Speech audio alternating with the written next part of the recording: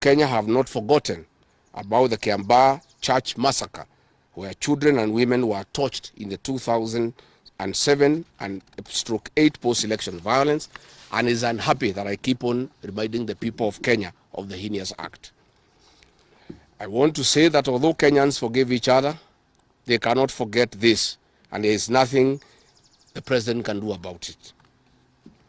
The president was also utterly livid that I exposed his grabbing of 5-acre piece of land inside Gong Forest, where he intends to put a private hotel. Accompanied by officers from the DCI, the Anti-Terrorism Police Unit, the General Service Unit, and the regular police were deployed. This killer squad have been carrying out extrajudicial killings and abductions. Yesterday, they were mobilized and cordoned off and blocked all exits from Gatanga constituency.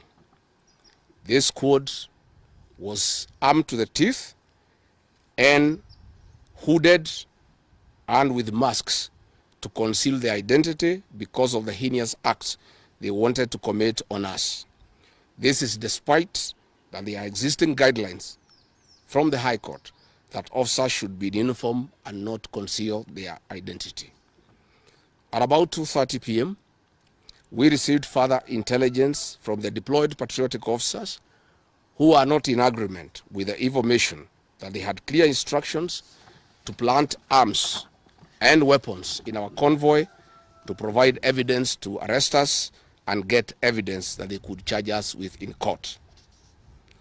After about 30 minutes, the killer squad was joined by their counterparts who are highly trained in the use of biological weapons.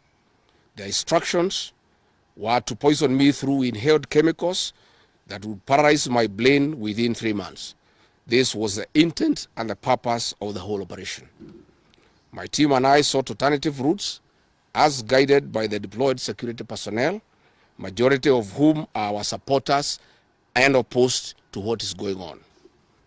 We have credible information that President Ruto has directed that my private security personnel be disarmed and be targeted for withdrawal of their licenses so that they can leave me vulnerable to allow room for goons to attack and possibly eliminate me.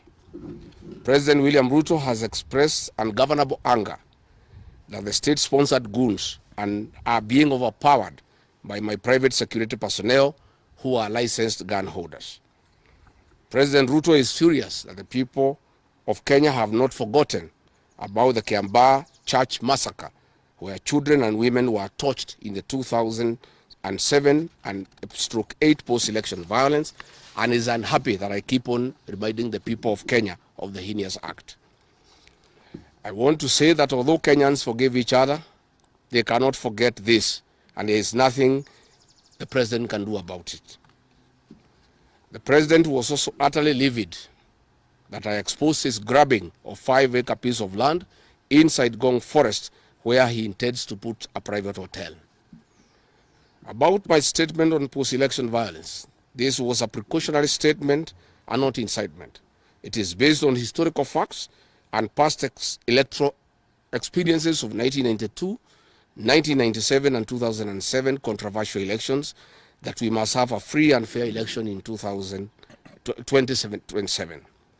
It is my civic duty as a leader to remind the IEBC, all agencies and institutions charged with election management, that they must deliver free, fair, verifiable and credible election. I have heard the CS Interior and other pretenders to the throne claim that they will not allow political violence. I urge them to walk the talk. Since November 2024, political violence of great magnitude has been meted on me, my family, and my supporters. Not a single case has been prosecuted. For instance, on 28th November 2024, at a solemn funeral service in Limuru, Kiambu County, I was attacked by organized criminal gangs and a police escort. On 28th December 2024, in Shamata, Nyandarua, an inspector of police flanked by criminal gangs threw tear gas canisters at me. On 23rd March 2025, at ACK St. Peter's Cathedral in Nyeri, my convoy was attacked at a church compound by a known criminal gang under police escort. On 29th March 2025 in Naivasha town, we were attacked by the police. On 6th April 2025, at a church service in Mwik, PCA, hooded goons attacked us inside the church. We dismiss with contempt the loose talk by CS Interior that during the DCP party unveiling, where goons dared to cause chaos were fighting for handouts from us. These were state-sponsored, but fortunately, they were overpowered by security personnel and supporters. The CS has given instructions that instead of arresting the said goons, they disarm my security personnel to give goons free access to me and my supporters in future occasions. Let it be known that our party, DCP, has organic support, and we do not pay supporters to attend our meetings the way the government is doing to people to attend their meetings. Finally, let me assure the planners of this violence that you will not stop the cause of the people of Kenya. The one-term movement and the DCP party popularity will not be stopped and will not be slowed down. The cause to liberate Kenya is not about Rigathi Gachagua. All the leaders with me. Wasting time and resources to stop me is a zero-sum game. The people of the Republic of Kenya have said that lies must stop, roads must be built, corruption must stop, abductions and extrajudicial killings must stop, education and health systems must work. They are some of the things that are making the people of Kenya restless.